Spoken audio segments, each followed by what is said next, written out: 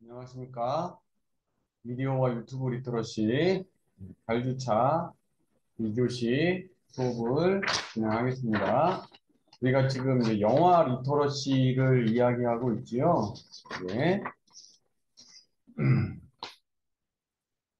예, 영화 리터러시. 자, 영화 리터러시를 논하기 전에 영화란 무엇인가? 영화에 대한 얘기를 좀 하도록 하겠습니다. 자, 영화의 구성 요소, 네, 카메라, 스크린, 관객, 자본. 이게 이제 영화의 구성 요소인데요. 네 가지 구성 요소. 카메라, 스크린, 관객, 자본. 근데 이제 스크린은 과거보다는 그 위상을 좀 더 잃어가고 있다. 네. 앞에서 이교시 말씀드린 것처럼 우리가 이제 어디서든지 볼 수 있기 때문에 꼭 스크린이 있어야지만 영화를 볼 수 있는 건 아니잖아요. 네. 영화란 무엇일까? 네. 그래서 이제 그 영화에 관한 어떤 고전은 이 앙드레 바쟁이 쓴 책이에요. 앙드레 바쟁. 그러니까 사실은 이 앙드레 바쟁이 여기서 지금 보시면 아시겠지만 그냥 40세 젊은 나이로 죽었거든요. 그러니까 이제 이 사람이 쓴 것이 그 예전에, 네, 예전에 쓴 거죠. 1950년대 이때 쓴 책인데 네, 그럼에도 요게 이제 이 앙드레 바쟁의 이 책이 영화에서는 뭐 거의 고전을 일으키고 있는 거죠. 근데 앙드레 바쟁이 이제 여기서 영화는 세계로 열린 창문이다. 영화는 단순한 현실의 재현이 아니라 창문을 통해서 그 현실 자체를 볼 수 있다. 세계로 열린 창문이다. 그러니까 뒤에서도 한번 또 이런 비슷한 발언이 나오는데요. 우리가 영화라는 것이 현실을 반영하고 있는 거긴 한데 음, 무조건 현실을 그냥 반영하고 있는 건 아니고 어, 그 어떤 감독이랄지 네, 그 영화를 만드는 사람들이랄지 그들이 가진 시각을 통해서 우리가 결국은 볼 수밖에 없는 거거든요. 예.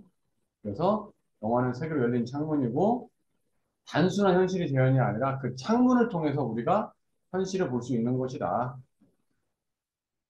또 크리스티앙 메츠 영화나 언어이다.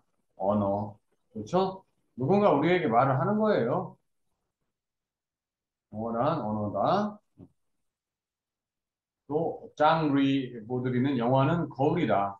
근데 여러분들이 이 거울이라는 것을 잘 알아야 돼요. 앞에서 그 앙드레 바쟁이 한 말, 영화는 세계로 열린 창문이다. 이게 같은 말인데, 자, 영화는 거울이다. 근데 여러분들 혹시 이런 경험 없었나요?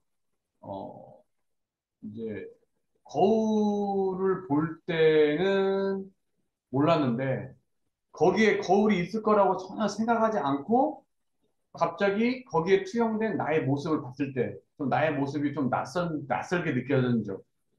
어, 그러니까 저 같은 경우는 이제 길을 걸어가다가 그 윈도우에 그 쇼윈도우에 비쳤을 때 저는 그런 거 많이 보는데 전혀 제가 보는 모습이 아니에요. 제가 상상한 모습이. 너무 배가 많이 나왔다거나 좀, 좀 우스꽝스러운 모습이에요. 근데 그런 것들을, 거울을 내가 이제, 방에 거울이 있어. 거울을 보면서 내 모습을 볼 때 그게 안 보여요. 예, 그게 안 보여요. 근데 전혀 뜻하지 않은 곳에서 내가 예상하지 못한 곳에서 나의 모습을 비춰볼 때가 있어요.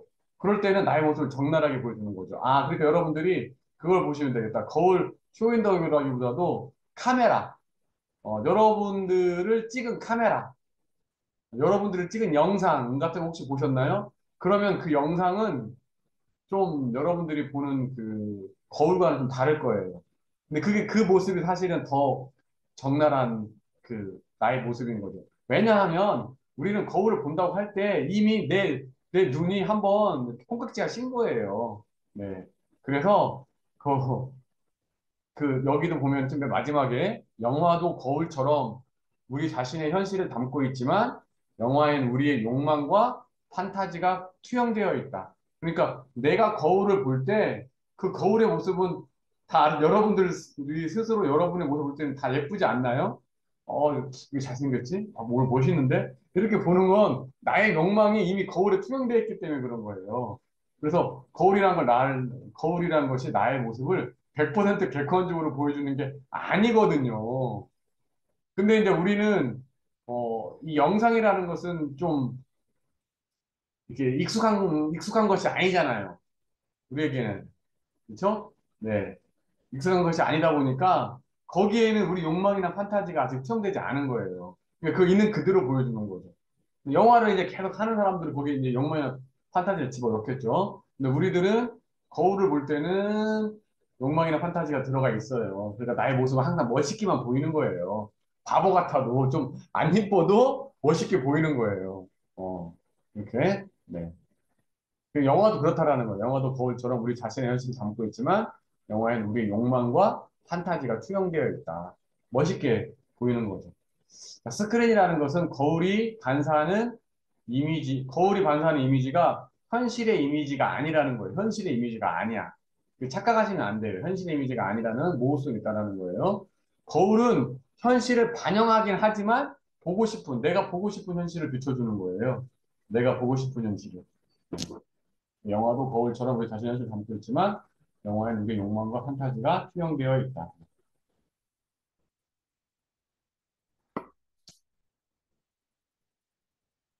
이렇게 영화에 대해서 우리 이제 전문가들이 말한 걸 좀 우리가 살펴봤고, 이제 영화 리터러시의 요소라는 게 있어요. 영화에 대한 이해 능력, 다양한 영화를 선택하는 능력, 영화에 대한 비판적 감상과 분석 능력, 다양한 영화를 창의적으로 만드는 능력. 그래서 다양한 영화를 창의적으로 만드는 능력인데, 어, 우리가 어떻게 영화를 만들까 할 수도 있는데, 그게 뭐 한 편에 완성된 영화라는 게 아니라, 여러분들이 뭐, 짤막짤막, 어, 어떤 영상을 촬영할 수 있다라는 거예요. 여러분들이 사진도 마찬가지로 어디 가면은 풍경 찍잖아요. 풍경 사진 찍는 건 똑같아요. 네. 거기에 좀 확장된 거, 풍경을 동영상으로 찍어요. 그 풍경을 동영상으로 찍었는데, 거기다가 어떤 인물을 넣고 또 풍경을 동영상으로 찍어요. 그런 것들이 하나의 짤막짤막한 영화의 한 요소가 되는 거죠. 네. 영어 리터러시 요소, 그 창의적으로 영어를 만든다에 대해서 크게 거부감을 가질 필요는 없다는 뜻을 제가 말씀을 드리는 겁니다. 영화에 대한 이해 능력, 또 다양한 영화를 선택하는 능력, 영화에 대한 비판적 감상, 그리고 분석 능력. 근데 우리가 영화에 대해서 전문적인 교육을 받지 않았잖아요. 네. 그러니까 영화에 대한 비판적 감성과 분석 능력은 자신이 그냥 관심을 가지는 분야에서 자신의 스타일대로 비판적으로 감상하고 분석하면 되는 겁니다. 네. 그래서 이제 그런 것들을 우리가 또 글로 써보면 좋아요. 영화를 평하는 글. 그래서 저도 이제 제 블로그에 한 3개인가 지금 제가 써놨는데, 여러분들이 영화 보고 나서 좀 쓰고 싶은 마음이 생긴다. 그러면 그렇게 한번 써주시면 괜찮아요. 네.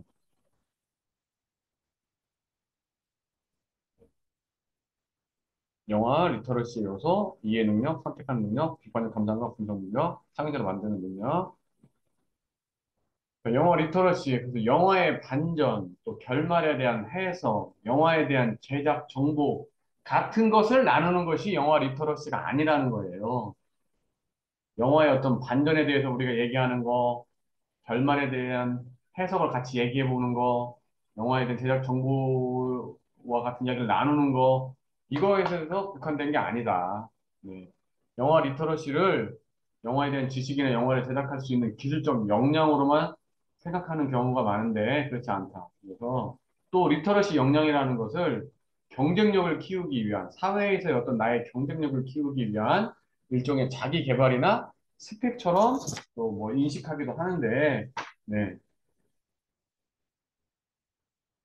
거기서 우리가 끝나는 게 아니라, 자, 리터러시라는 것이 주어진 것을 학습하고, 그것을 통해서 타인과 경쟁하기 위한 것이 아니라, 매체와 대화하고 우리는 이제 영화라는 매체를 가지고 하는 거죠. 또 그것을 개성적으로 표현하고 또 이를 통해 타인과 즐겁게 어울리기 위해서 필요한 덕목이 리터러시인 것이다. 매체와 대화하고 그것을 개성적으로 표현하고 이를 통해서 또 타인과 즐겁게 이야기 나누고 어울리기 위해서 필요한 것이 리터러시이지 어떤 사회에서의 경쟁력을 나의 경쟁력을 높이기 위해서 이렇게 하는 것이 아니라는 것입니다. 자, 우리 타오르는 여인의 초상이라는 영화를 만든 셀린 시아마 감독이 있어요. 영화는 미래의 캔버스다. 영화 리터러시는 단지 주어진 영화를 해석하는 것이 아니라 영화라는 캔버스에 우리의 미래, 우리의 미래를 그리고 상상하는 일이다. 우리의 미래를 그리고 상상하는 일. 네.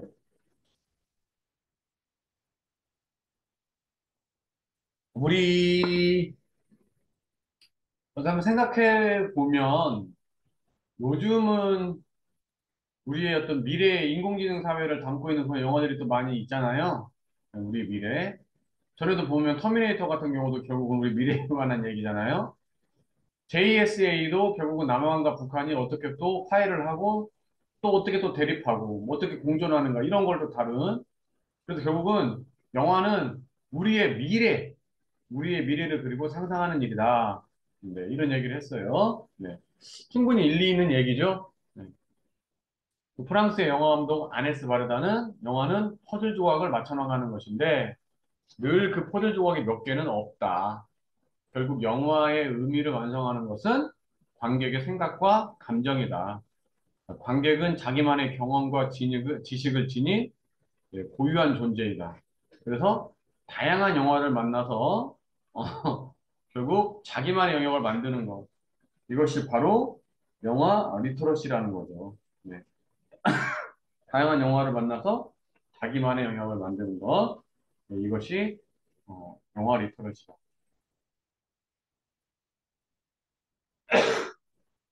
자, 보면은 자 그래서 이제 영화 전문 매체 인디 와이어라는 게 있어요. 거기서 이제 The Best Movies of the Decade. 네. 그래서 오늘날 영화란 무엇인가? 어, 첫 번째, 우리가 누구인지에 대해 성찰하는 거다. Reflection of who we are. 그래서 네, 우리가 누구인지에 대한 성찰. 오늘날 영화라는 것은. 두 번째, vision of who we want to be. 우리가 되고 싶은 것에 대한 비전. 네. 그 다음에 세 번째는 a way of capturing reality. 현실을 포착하는 방법. 현실을 포착하는 데에서 끝나지 않고 이제 뭡니까? A way of changing reality. 그래서 현실을 변화시키는 방법.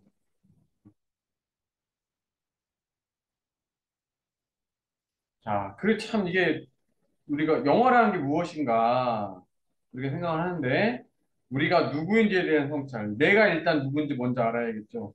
어, 나는 누구인가. 그리고 이제 나는 누구인데 거기서 나는 뭐가 되고 싶은가?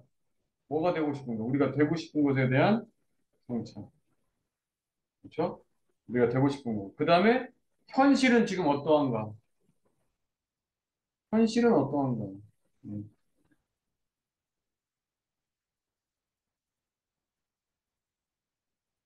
그 다음에 현실을 그럼 그 현실이 주어진 현실을 그냥 단순히 받아들이는 것이 아니라 어떻게 변화시킬 것인가? 이런 것을 고민하는 것이 오늘날의 영화이다. 단순히 영화라는 것을 그냥 뭐, 뭐, 어, 극장에 가서 그냥 뭐 시간, 네, 뭐 시간을 약간 뭐 때운다, 뭐 그런 의미, 오락적인 의미 이런 걸 넘어선 거죠 지금. 네, 그래서 The Best Movies of the Decade라는 영화 전문 매체에서 이렇게 영어라는 것이 이런 네 가지 영역에서 어떤 역할을 하는 것이다라고 말을 했는데, 제가 볼 때는 상당히 의미가 있는 거죠. 네. 옛날에 뭐, 1987이랄지, 뭐, 변호사랄지 이런 영화를 보면은, 현실을 어떻게 또 포착하고, 결국은 또 그 현실을 어떻게 변화시킬 것인가, 이런 또 고민들이 들어있는 거잖아요. 영화라는 매체를 통해 우리 자신을 돌아보고, 우리가 살아가는 세상을 또 읽어낸다라는 거죠.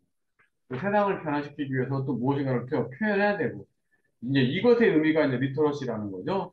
네. 또 사람들이 문자를 통해 그랬듯 이제 영화를 통해서 이제 문자라는 거. 그래서 어떤 책을 보고 예. 그래서 글을 읽고 그랬던 것처럼 이제 영화를 통해서 현실을 해석하고 소통하는 경우가 좀 늘어나고 있다. 아, 그다음에 이제 프랑스와 트리포라는 사람이 영화를 이해하는 가장 좋은 방법으로 여러분들 프랑스와 트리포 이 글 같은 경우는 좀 뭐 충분히 많이 이렇게 들어봤을 수도 있어요. 네. 프랑스 트리포 하나의 영화를 자주 봐라 리뷰를 써보자 영화를 만들어 보자. 그래서 영화를 아주 잘 이해하는 가장 좋은 방법 이 세 가지 많이 말하고 있어요.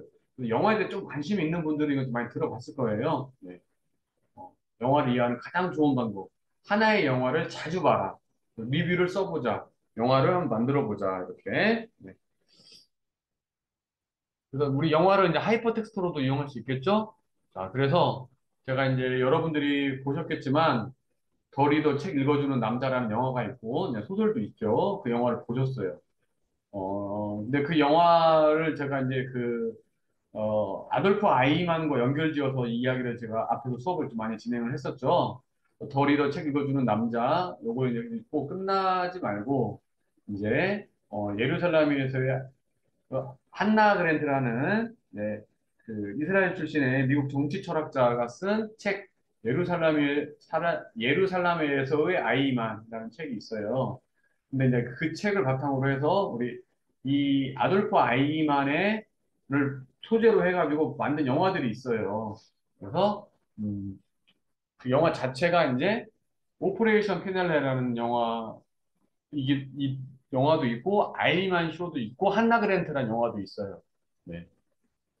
그래서 이제 오퍼레이션 피날레 같은 경우는 그러니까 아돌프 아이만이 우리가 제가 이제 뭐 3차시 3주차 4주차에도 설명을 드렸지만 미국의 아니 유대인들을 어 얼마나 효율적으로 제거하느냐에 부역한 어, 독일 독일군 장교인데 아이만이 45년에 독일이 이제 패망하고 나서 이제 숨었죠.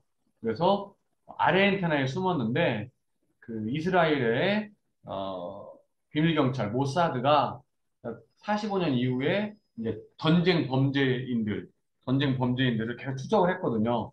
그 중에 하나가 이제 아돌프 아이만이었고 이제 아돌프 아이만을 아르헨티나에서 이제 발견하게 되고 그 아돌프 아이만을 어떻게 이제 이스라엘로 데려와서 법정에 세우느냐. 그냥 우리나라 같았으면은 뭐 가서 이제 바로 죽여버린다든지 뭐 그랬을 텐데 그게 아니라 이제 얘를 데려와서 독일 군들이 얼마나 악랄했고 우리 유대인들이 얼마나 큰 피해를 입었는지를 국제적으로 보여줘야 된다. 재판을 통해서. 그래가지고 이제 그 아돌프 하이만을 발견하고 아르헨티나에서 이스라엘까지 데리고 오는 그 과정을 그린 영화가 이제 오퍼레이션 피날레예요. 그리고 이제 그 다음에 이제 데려왔는데 이것을 전국적으로 아니 국제적으로 이제 이것을 이 재판을 이제 송출을 해야 되는데 방송으로 생중계를 해야 되겠는데 이제 이게 혹시나 또 우스꽝스럽게 되거나 희화되면 안 되니까 그, 그, 그 방송을 보내는 사람들이 엄청난 고민을 한단 말이에요. 그런 과정을 다룬 게 바로 아이만 쇼예요. 그리고 이제 그런 그 아돌프 아이만의 그, 그 재판을 미국의 정치 철학자인 한나 아렌트가 직접 이스라엘로 날아가가지고, 그걸, 그 재판을, 어, 관찰하고, 예, 재판을 보고, 이제 한나그랜드가 느낀 게 있어가지고 거기서 이제 아이만에 관한 책을 이제 쓴 거죠. 그래서 예루살렘에서의 아이만이라는 책을 썼고, 요게 이제 한나 그랜트의 여러 저작 중에서는 그나마 조금 쉽다. 일반 사람들이 읽기에 좀 쉽다. 그리고 이제 악의 평범성이라는 것을 이제 그런 어떤 개념을 여기서 가져왔죠. 그래서 아주 유명한 악의 평범성이라는 개념을 가져와서 요 책을 썼고, 그래서 이제 이것이 많은 사람들에게 읽히게 된 거죠. 그래서 이제 한나 그랜트는 그, 그 한나 그랜트라는 영화는 한나 그랜트라는 그 정치 철학자가 어, 예루살렘에 가서 그 아이만의 재판을 방청하고 거기에 대해서 어떤 영감을 받고 고민하고 글을 쓰고 그런 것들을 대학에서 강연하고 뭐 이런 것들을 또 보여주는 영화예요. 네, 이런 것들을 보여주는 영화. 근데 이제 이 아이만에 관련된 영화가 한 편 더 있다고 해요. 여기선 제가 안 썼는데, 네, 네. 이게 하다 보니까 어떻게 빠졌나 봐요. 제가 앞차 그 3주차, 4주차에서는 제가 말을 했었는데, 네, 그래서 그 검사, 어떤 검사, 진념의 검사, 바우치만인가? 네, 그 진념의 검사, 예, 그 관한 영화도 있다고 해요. 그래서 이제 이 아이만을 재판한, 아니, 저기, 아돌프 아이만을 재판하는 과정에서 어떤 그 검사에 관한 이야기. 근데 제가 이제 그것은 그 필름을 구하지 못해가지고 제가 이제 보지를 못했는데, 그러니까 이제 이 아돌프 아이만에 관한 것도 단순한 한 편의 영화만 있는 게 아니라는 거예요. 이렇게 여기서만 봐도 세 편 플러스 덜이 더 책 읽어주는 남자. 그 연관지어서 우리가 생각해 볼 수 있다는 얘기죠. 그러니까, 어, 이 예루살렘에서의 아이만, 이 책도 있고, 근데 이제 아돌프 아이만과 덜이 더 책 읽어주는 남자, 제가 앞에 다 설명했지만, 그, 한나 시미치죠? 그, 아돌프 아이만하고 그 덜이 더 책 읽어주는 남자에서의 그 여주인공 한나하고는 좀 연관성이 있어요. 일맥상통하는 부분이 있어요. 그게 어떤 거냐면은, 그 영화에서의 한나는 문맹인이었죠? 글을 몰랐죠? 생각을 별로 안 한다라는 거예요. 근데 이 아돌프 아이히만은 물 글을 읽을 줄 알지만 생각이 없어요. 그래서 그가 하는 언어는 상투적인 언어, 그리고 관청에서 쓰는 관제 언어, 이런 것만 쓸 뿐이에요. 어, 그래서, 그러니까 예를 들어서 우리가 그 영화에서도 더 리더 책 읽어준 남자 영화에서도 한나의 범죄가 뭡니까? 그 포로들을 교회에 딱 가두었는데 그게 불이 났잖아요. 그걸 풀어줘야 되는데 풀어주게 되면 나는 그 사람을 통제할 수 없다. 안 풀어주는 거잖아요. 근데 우리가 보통 사람이 생각하는 사람이라면 저 사람들이 죽을 수도 있으니까 어떻게 살려야 된다라는 생각 먼저 해야 되는데 그래서 여러분들이 어떤 뭐 공무원이나 공무원이나 이런 그런 그런 지위에 있는데 갑자기 어떤 지시를 내려왔어요. 근데 그 지시를 따르게 되면 뭐 사람이 30명, 50명, 100명이 죽게 돼요. 나는 그냥 지시를 받았으니까 난 지시 따라서 해야겠다. 그걸 아무 생각이 없는 거잖아요. 그렇죠? 아니 내가 그렇게 나는 공무원이지만 그 지시를 받을 경우에는 사람들이 죽게 되니까 난 하지 못하겠다라고 그런 어떤 주체적인 생각을 가져야 된다라는 거죠. 그래서 그런 어떤 측면에서 되게 연관성이 있는 거예요. 그래서 그런 것들을 우리가 사실 배우는 것이 리터러시가 되는 거죠, 리터러시가. 그래서 이렇게 하이퍼텍스트로 우리가 또 영어를 이해할 수 있다. 뭐 그런 얘기를 잠깐 지금 하고 있는 것입니다. 네. 또 그리고 또 책과 그 연관지어서 또 감상해 볼 수도 있어요. 대표적으로 이제 저는 이제 책과 영화를 서로 이렇게 상호적으로 감상해 본 작품이 이제 우리 그 꽃잎이라는 작품은 장선우 감독이 만든 건데 이정현이 거의 이제 말문 연기를 많이 했었죠. 이걸 데뷔를 했었잖아요.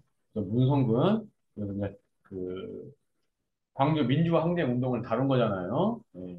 저도 사실은 그 1996년에 처음 봤을 때는 잘 이해가 안 됐어요. 그때는 광주 민주항쟁 운동 자체도 사실 제가 그때 막 그 잘 몰랐던 때라. 근데 나중에 제가 이제 기회가 돼서 이 꽃잎이라는 영화를 한번 보는데 와 정말 마음이 너무 아프더라고요. 예. 그리고 이제 이 꽃잎이라는 영화에 이제 원래 원 소설이 있어요. 그 최윤의 1988년 작품인데 저기 소리 없이 한 입 꽃잎이 지고 그래서 여기에 이제 여자 주인공이 나오는데 네 그게 이제 이정현이 그 역할을 맡은 거죠. 갑자기 그 생각이 드니까 마음이 좀 아파오네요. 네. 그래서 오빠가 한 명 있었고 그 오빠가 정말 좋은 오빠였는데 그 오빠가 자상하고 오빠의 친구들도 또 방학 때 내려와서 나랑 또 같이 지내고 그랬었는데 그 오빠가 이제 그 광주 민주화 항쟁 때 희생을 당하게 되는 거죠. 네. 그리고 이제 그 제가 이제 그 결정적인 부분은 잘 이해가 지금 기억이 안 나는데 제 기억에는 아마 그래서 이제 그 광주 민주화 운동 초반에 그 오빠가 희생을 당하고 그 소식을 듣고 엄마가 이제 이 광주로 가는데 시골에서 광주가 더 시골로 광주로 가는데 이제 이 소녀가 그러니까 여기 영화에서 이조는 이거 따라오게 돼요. 안 따라와야 되는데 따라오게 돼서 그분 어쩔 수 없이 이제 따라왔고 그래서 이제 어느 한 곳에 있으라고 하는데 거기서 또 엄청난 또 충격이 가해지고 그래서 아마 그 엄마가 죽나 뭐 그래가지고 이 소녀가 이 엄청난 이제 충격을 받게 되는 거죠. 그래서 이제 소년이 충격을 받아가지고 뭐 묘지에서 막 영화를 보면은 막 이렇게 하는 연기도 하고 네. 그래서 이제 서로 이제 저는 이제 꽃잎을 보다가 잘 이해가 안 되면 또 소리 없이 그 소설도 읽고 소설을 또 읽고 또 이해가 잘 안 되면 또 영화도 한번 보면서 또 이 부분을 소설에서는 어떻게 다뤘나 영화에서는 어떻게 다뤘나 이렇게 서로 이렇게 관련 좀 이렇게 봤죠. 이런 것들이 이제 책과 관련돼서 우리가 영어 리터러시 가능하게 된 거죠. 대표적인 작품이 뭐가 있습니까? 완득이. 그렇죠? 완득이.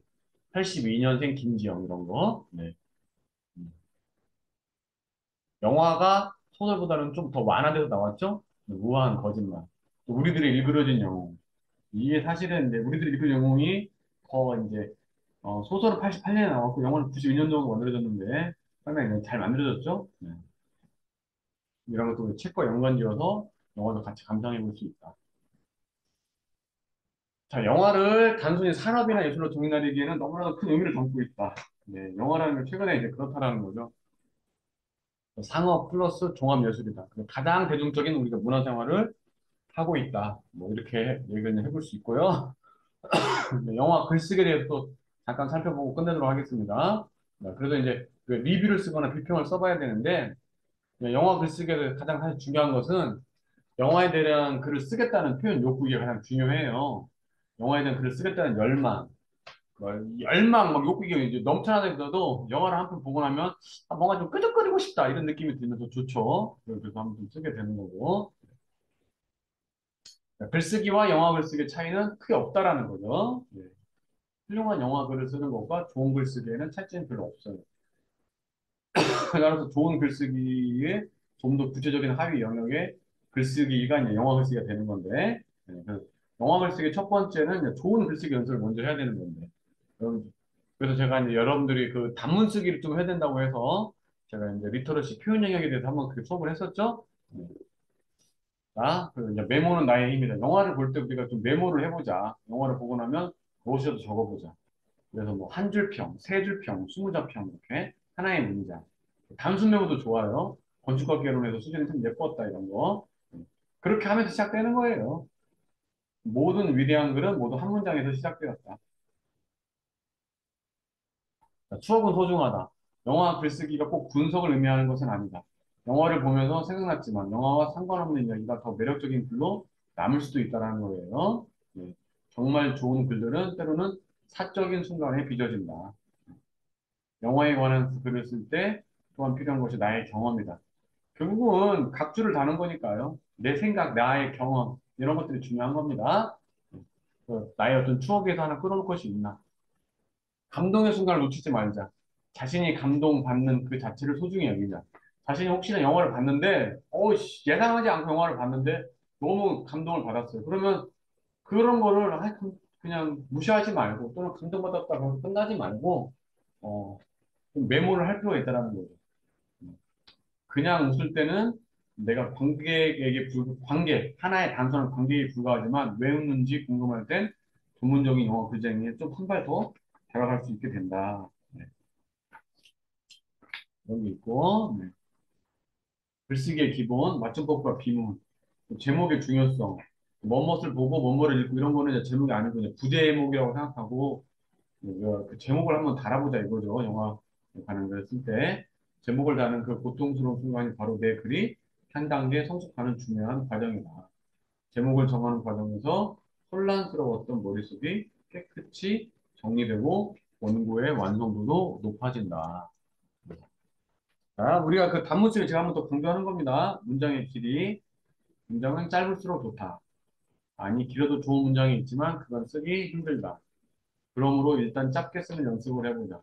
생각보다 많은 글쓰기 수강생들이 첫 문장을 시작하지 못해서 고민하지만 막상 쓰다 보면 끝내지 못해 전전긍긍한다. 해서 그리고 그러므로 등 접속사를 이어가는 너무나 긴 문장을 써내곤 한다. 한 문장엔 하나의 생각을 담는다. 우선 그게 기본이다. 그리고 기본이 어렵다. 노력해야 한다. 자, 네. 아래의 글은 영어 비평 동아리 학생이 쓴 글의 일부이다. 그래서 짧게 쓰는 것만으로 충분히 독자 관심을 환기할 수 있다. 이는 이후에 다루게 될 문제의 호흡과 소통, 기준이 나와 있습니다. 누군가 흙을 파헤친다. 다급해 보인다. 불빛이 비친다. 손전등을 갖고 무언가 찾는 듯하다. 흙을 조금씩 파헤쳐 갈수록 불빛이 환하게 비친다. 이 불빛은 곧바로 자동차 라이트 불빛으로 바뀐다. 영화가 시작한 지 5분도 되지 않아, 5분도 채 되지 않아 주인공은 뺑소니를 저지른다. 주인공이 뺑소니를 저지르는 순간부터 긴장감이 든다. 짧은 문장으로 썼다라는 거예요. 짧은 문장. 안으로 썼다라는 겁니다. 그리고 이제 우리가 영어 글쓰기를 하다 보면 항상 우리 문제 되는 게 뭡니까? 줄거리죠? 네, 줄거리 요약. 600자 이내로 줄거리를 써보자. 어쩔 때는 과감하게 줄거리 안 써도 돼요. 네. 줄거리를 600자 이내로 써보자. 이거. 길게 쓰지 말자. 제한된 글자 수로 글을 쓰는 것 자체가 글쓰기 향상에서 큰 도움이 된다. 줄거리를 길게 쓰지 않는 것이 좋다. 기존 포털 사이트나 영어 관련 사이트와 줄거리와 같다면 내가 쓴 줄거리가 기존의 어떤 다른 사람들이 쓴 줄거리와 같다면 줄거리 쓰는 것은 큰 의미가 없지. 일단 안 써도 상관없어요. 내가 말하고 싶은 내용에 관련된 것만 써도 된다. 네. 어쨌든 독자의 이 정도는 고려해야겠죠. 영화 글쓰기의 줄거리를 쓴다면 그것은 내가 쓰고 싶은 내용이 잘 드러나도록 그런 내용에 부합하도록 써야겠다. 끝맺기. 글의 끝은 마지막 문장이 시작되는 게 아니라 마지막 문단에서 시작된다. 마지막 문단에 앞서 그려놓았던 사고의 팽창이나 흐름들을 정갈히 담아 정리할 줄 알아야 된다. 그래서 미래에 대한 예견, 글쓰기의 바람, 단어 등을 담는 것도 좋다. 그래서 이제 이 영화 글쓰기인데요. 영화에 대한 글을 쓰겠다는 어떤 표현 욕구, 또 메모, 자신의 추억을 소중히 여기자, 감동의 순간을 놓치지 말자, 뭐 이런 것들을 지금 제가 말씀을 드렸고, 이제 우리가 뭐 전문가들은 아니까 영화 분석은 할 수 없고, 영화 분석에 대한 뭐 간단한 것도 하나 살펴보고 끝내도록 하겠습니다. 영화 분석에는 뭐 캐릭터 분석, 미장센 분석, 서사 분석, 기법 분석이 있습니다. 이런 분석이 있다라는 거. 캐릭터, 미장센, 서사, 기법. 영화 글쓰기와 영화 분석. 영화에 대한 나만의 분석, 나만의 독창성. 다른 사람이 보지 못하는 것을 볼 줄 알아야 된다. 분석이라는 객관성, 설득력이 있거나 감동을 줄 수 있어야 된다. 지금 이 슬라이드 보면 뭐가 되어 있습니까? 영화에 대한 분석이 주관과 객관이 다 들어있는 거죠? 독창성, 주관적인 거죠? 다른 사람 필요 없어요. 내가 어떻게 봤느냐. 다른 사람이 보지 못하는 걸 볼 줄 알아야 된다. 그러나 또 이게 객관적으로 또 설득력이 있어야 돼요. 또 분석에 대한 객관성, 주관성과 객관성을 다 담보해야 된다는 뜻입니다. 캐릭터 분석, 이제 평면적 인물, 입체적 인물. 네, 인물을 우리가 좀 이제 우리가 앞에서 영화 분석에서 캐릭터 분석, 미장센 분석, 서사 분석, 기법 분석 있었는데 캐릭터 분석만 간단하게 살펴볼게요. 평면적 인물과 입체적 인물이 있다. 평면적 인물은 놀부나 흥부. 또 7번 방의 선물에 7번 방의 선물이라는 영화 있었죠? 거기 주인공 유승용이었죠? 네, 지적 능력이 부족하지만 착하기만 하는 거죠. 끝까지. 마지막에 약간 좀 짜증나잖아요. 그런 사람들 뭐 심파라고도 하긴 하던데. 네, 평면적 인물. 캐릭터 분석의 욕망을 자극하는 인물의 유형은 평면적 인물이 아니고 입체적 인물이겠죠. 이해가 안 가고 이상한 인물들일수록 눈길을 끌고, 아, 난 그 분석해봐야겠다. 분석의 욕망을 부추기는 거죠. 네. 사람의 이름이 또 제목이 나와가 있고, 그럴 때 캐릭터 분석을 우리가 잘 할 수 있다, 이런 걸 말씀드리는 겁니다. 이렇게 살펴봤고, 마지막으로 어떤 것이 영화 글쓰기의 주제가 될까? 어떤 것이 영화 글쓰기의 주제가 될까? 재밌는 겁니다. 재밌는 것. 그냥 재밌는 거, 내 마음을 울리는 거, 느껴지는 거, 느끼는 거, 느껴지는 거 그런 것들을 쓰면 돼요. 네. 영화 글쓰기에서 중요한 거. 네, 타인의 공감을 얻어내는 글을 쓰는 것은 모두 글쟁이들의 바람입니다. 다른 이들의 공감을 얻는 글을 쓰기 위해서는 철저히 공감하는, 나부터도 거기에 좀 이해가 안 되는데 글을 써서 발표하는 뭐 의미가 없겠죠. 영화를 대충 머리로 보는 게 아니라 충분히 몰입해서 그 사람의 입장에 처해서 역기사지의 심정으로 보고 또 침소봉대에서 보는 거, 작은 것을 아주 크게 확장시켜서 볼 필요가 있다는 뜻입니다. 그런 능력을 기르는 게 중요하다. 이렇게 여기까지. 네, 그래서 좀 영어 리터러시에 대해서 두서없이 살펴봤습니다. 네, 여기까지 하고 다음 주차 또 진행하도록 하겠습니다. 네, 안녕히 계십시오. 네, 발표해 주세요. 네, 안녕하세요. 저는 호텔 조리학과 2023-07188 학번 유현덕입니다. 안녕하세요. 음, 제가 발표할 성공 컨텐츠는 어, 기타 리스트 양태환 요 성공 컨텐츠인데요. 가입일은 2013년 6월 24일이고요. 조회수는 3,745만 7,542회 정도로 돼 있고요. 구독자 수는 10.5만 명 정도로 지금 구독하고 계시는 분들이 계시고요. 동영상 수는 한 513개, 그다음에 월 4회 정도 업로드를 하고 있습니다. 네, 음, 제가 객관적인 그 성공 근거로 보는 거는 우선은 이제 남녀노소 이 아이가 그 신동이라고 알려진 그런 이제 별빛태한 분이 양태한 씨가 신동 아예 나이가 어린 그런 음, 학생이 그 본인에 맞는 그런 뭐 젊은 아이들이 하는 그런 음악이 아닌 음악의 장르를 불문하고 모든 음악을 연주를 하는 그런 아이의 어, 컨텐츠입니다. 최고 높은 동영상 조회수가 411만 회고요. 평균 조회수도 한 20만 회 정도로 되고 있습니다. 양태환이 누구죠? 양태환이 기타리스트예요. 어, 어른, 일렉 기타 리스트인데 현재 어른이에요? 아니요 나이가 이제 어린 신동으로 아, 기타리스트인데 네네네 여기 지금 보이는 요 사람인가 봐요. 네네네네네 네, 요 사람이고, 근데 어렸을 때부터 신동 소리를 들었다. 네 네, 그러면서 근데 여기 계속 지금 지금, 저도 이제 이걸 처음 들어가서 보는데, 네 요 사진이, 나는 아주머니 사진인 줄 알았는데, 내가 네, 핸드폰으로 보니까 이 꼬마 어린아이 사진이네요.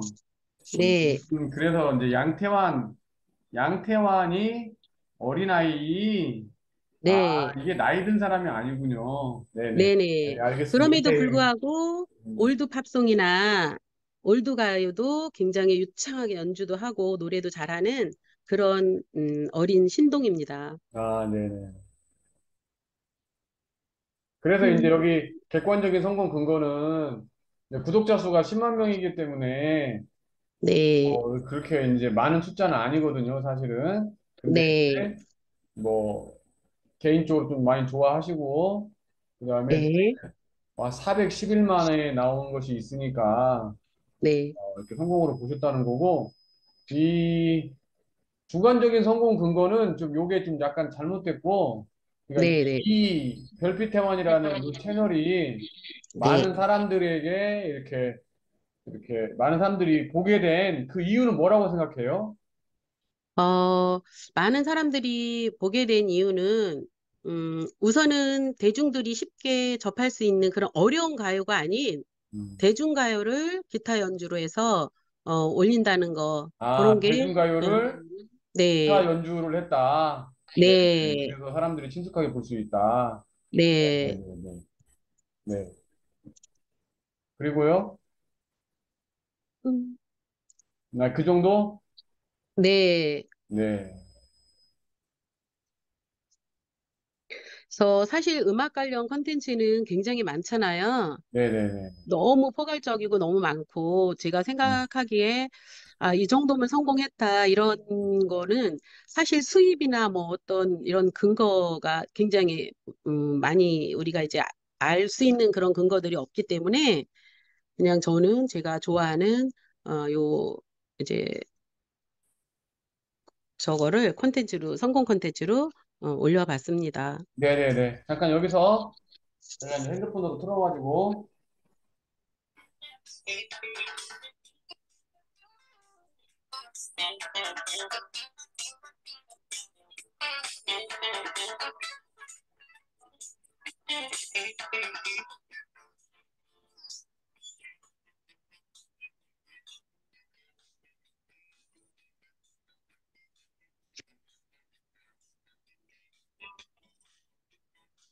화면은 안 나오는데, 네.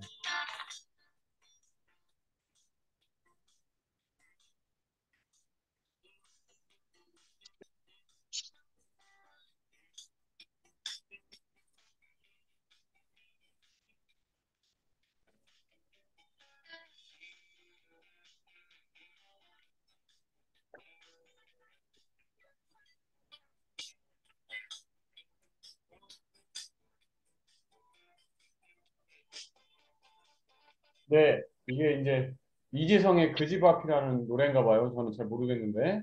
한 1분 네네네. 들어봤습니다. 여기서부터가 교수, 하이라이트인가? 네, 음, 네, 이 이제 양태한 씨가 그 버스킹도 많이 하고요. 네, 버스킹을 하면서 이제 거리 캐스팅 형태로 즉석 연주하면서 사람들을 이제 그 자리에서 뭐 노래도 할 수 있게끔 네, 같이 어, 대중과 호흡하는 그런 이제 그런 연주도 많이 하고 있는 거로 알고 있습니다. 네, 네. 그래서 네, 업로드는 월 4회 정도고, 팝송, 올드가요, 대중가요 등 이런 것들을 기타 연주로 하고 있다. 네, 소개를 한번 읽어주세요. 네. 어, 우선 이제 다양한 음악 분야를 제가 이제 배우는 거를 좋아합니다. 근데 이제 처음부터 그랬던 건 아니고, 저도 우울증이, 한 10년 전 우울증이 생기면서, 우연하게 이렇게 드럼을 시작하게 됐는데요.